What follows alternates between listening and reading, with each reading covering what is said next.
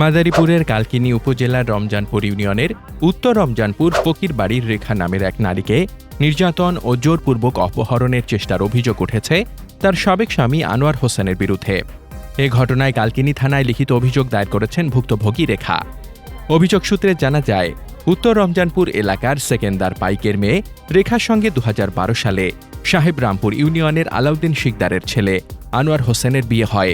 বিয়ের পর থেকেই আনোয়ার হোসেন তাকে বিভিন্নভাবে শারীরিক ও মানসিক নির্যাতন করে আসছিলেন বলে অভিযোগ করেন রেখা। রেখা জানান, দীর্ঘ 13 বছর ধরে নির্যাতনের শিকার হয়ে একাধিকবার স্থানীয় সালিশের মাধ্যমে সংসার টিকিয়ে রাখার চেষ্টা করা হলেও কোনো স্থায়ী সমাধান হয়নি। শেষ পর্যন্ত বাধ্য হয়ে তিনি আনোয়ার হোসেনকে ডিভোর্সের কাগজ পাঠিয়ে বৈবাহিক সম্পর্কের ইতি টানেন। ডিভোর্সের পরও আনোয়ার হোসেন ক্ষান্ত হননি বলে অভিযোগ করেন রেখা। তিনি জানান, সম্প্রতি আনোয়ার স্থানীয় কয়েকজনকে সঙ্গে নিয়ে তার বাবার বাড়িতে এসে তাকে জোরপূর্বক তুলে নেওয়ার চেষ্টা করেন। তবে তাকে নিতে না পারলেও তার ছেলে ও মেয়েকে বাড়ি থেকে নিয়ে যান।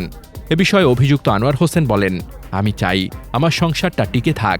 আমার স্ত্রী ও সন্তানদের নিয়ে আমি আবার সংসার করতে চাই। আমার বিরুদ্ধে যে অভিযোগ আনা হয়েছে তা মিথ্যা। আমি দীর্ঘ 3 মাস ধরে আমার ছেলে মেয়েদের দেখতে পাইনি, তাই তাদের নিতে রেখাদের বাড়িতে গিয়েছিলাম।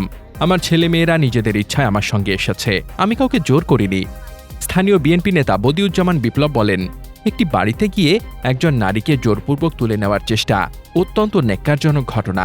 আমরা এর তীব্র প্রতিবাদ জানাই এবং দোষীদের বিরুদ্ধে দ্রুত ব্যবস্থা নেওয়ার দাবি জানাই। কালকিনি থানার ভারপ্রাপ্ত কর্মকর্তা ওসি জহিরুল আলম বলেন, আমরা লিখিত অভিযোগ পেয়েছি। বিষয়টি তদন্ত সাপেক্ষে প্রয়োজনীয় আইনগত ব্যবস্থা গ্রহণ করা হবে। মোহাম্মদ শামীম রেজা, দৈনিক খোলা চোখ।